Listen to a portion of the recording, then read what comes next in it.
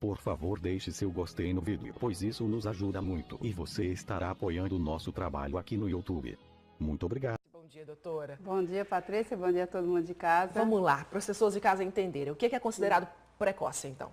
Então, Patrícia, é aquela ejaculação que acontece antes mesmo de acontecer a penetração ou quando ocorre a penetração, imediatamente já ejacula e que o homem não tem nenhum controle sobre esse evento. Tem um tempo que a gente pode dizer assim para ficar mais matemático e mais preciso? Veja só, o tempo é muito relativo, Claro. porque tem a ver com o comportamento, né, sexual de cada casal. Mas, em média, considera-se que 15 minutos para o ato sexual e acontecer a ejaculação seria o ideal. O tempo né? médio. O tempo médio. Porém, o importante é que essa ejaculação aconteça, pode acontecer logo após o início da relação, pode acontecer um tempo mais prolongado, mas o importante é que o homem, ele realmente controle. Não, agora chegou a hora e eu vou gozar, tudo bem. Agora, caso contrário, aí é precoce. É considerado que o homem tem ejaculação precoce quando isso acontece com frequência, né? Uma vez só, não. Eventualmente pode acontecer, Certo. tudo bem, porque está muito relacionado ao processo da ansiedade, é a causa principal. Mas quando isso começa a se repetir e esse processo acaba gerando para o casal uma inadequação, aí sim a gente considera como uma disfunção sexual. O que pode influenciar nisso, hein, doutora? Bebida alcoólica, por exemplo? Na verdade, a bebida alcoólica ela funciona até como um mecanismo de melhoria do estado da ejaculação, porque o álcool ele retarda a ejaculação.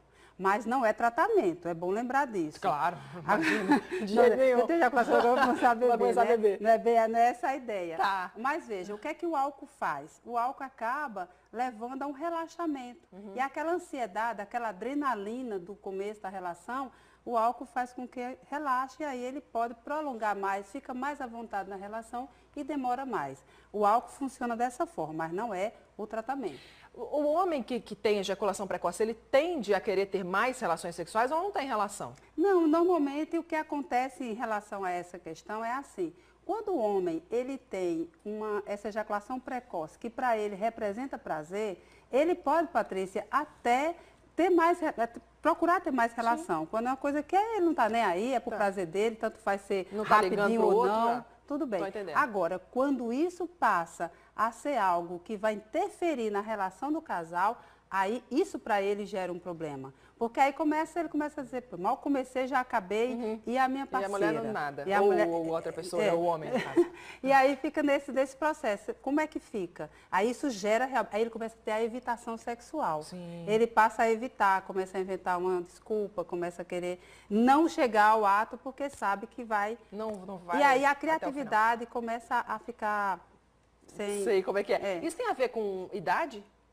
Interessante, muito boa a tua pergunta, porque assim, a ejaculação precoce é uma característica do adolescente, que é natural. O adolescente ele vai tendo ejaculação precoce por conta do processo de ansiedade, início de atividade sexual, às vezes as parcerias são novidades e normalmente o adolescente ele traz muito aquela necessidade de ter uma performance. Está se descobrindo, né, ainda também. Aí a ansiedade é muito grande, então a ejaculação começa a ser precoce. Tudo certo. Mas o idoso, ele passa a ter uma ejaculação que a gente chama de retardada, que é o contrário.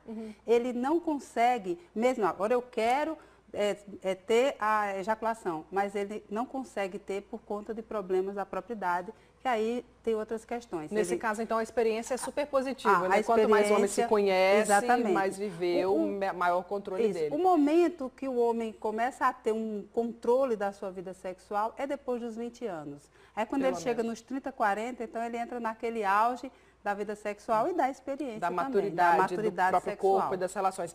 Estresse, vida corrida, trabalho intenso, isso também pode influenciar? Pode influenciar, sim. E é a principal causa mesmo, porque tudo isso gera um processo de ansiedade e também, Patrícia, o que é muito sério é como os casais hoje se relacionam. Não existe aquele tempo para ter aquele preparo, para ter aquelas... a história da rapidinha, nessa rapidinha acaba A rapidinha que era para ser uma exceção vira regra e daí começa todo esse processo. Tenho duas perguntas importantes ainda para você. Sim. Primeira, isso pode ser realmente um problema no relacionamento, né? Enfim, a questão sexual é muito importante entre os casais. Sim. Como começar a resolver isso? Porque pressionar mais o homem também não resolve. Não. Pressionar, a gente vai ter mais um problema. Exato. Porque vai aumentar a ansiedade, a cobrança é extremamente negativa no processo do relacionamento sexual. O que é recomendado? É recomendado que o casal converse sobre o assunto, que muitas vezes para o homem ele não tem nem ideia de que aquilo pode estar afetando o relacionamento sexual. Ele diz, bom, não sei, ela não reclamou. Entendi. Então, a conversa, essa reclamação, ela precisa ser em forma de diálogo. Né? Está acontecendo alguma coisa? Eu estou percebendo que agora você está começando, está terminando tão logo. Então, assim, o que é que a gente pode fazer para melhorar e tal? Então, o problema, doutora, é que muitos homens não são chegados nesse papo, né? Não conversam, não gostam de conversa nenhuma, quiçá sobre isso. Pois é. E aí? E aí é aquela história, né? O relacionamento, ele precisa se falar sobre isso. Porque às vezes o casal, eles falam muito sobre os problemas, sobre o financeiro, sobre a criação dos filhos, sobre a parte negativa do casamento. Sim. E essa parte, que é uma parte positiva, que é a relação sexual, que é o convívio íntimo, eles tendem a ter uma certa, sabe, não, isso aqui a gente não fala. Não, precisa enfrentar, precisa olho no olho, vamos conversar, vamos sentar aqui, vamos conversar sobre esse assunto, amorosamente, carinhosamente, mas precisa ser conversado. Agora, de maneira geral, então, esse tratamento é todo psicológico, não tem nada físico, não tem um medicamento que o homem possa tomar? Tem sim, olha só, legal isso aí, Patrícia, porque tem, primeiro, eu vou até dar umas dicas aqui para quem está em casa, né? Então, veja, claro que existem os medicamentos normalmente são antidepressivos, para diminuir a ansiedade, certo. É preciso ser feito sim, com acompanhamento médico, prescrito por médico, tudo bem. Agora existe o trabalho psicoterapêutico que eu vou dar a dica para casa, que é o seguinte, o homem que tem ejaculação precoce, ele precisa começar a fazer um trabalho que a gente chama de manobra de stop-start. O que é isso? Entendi nada. Entendeu? Nada. Então, ele vai...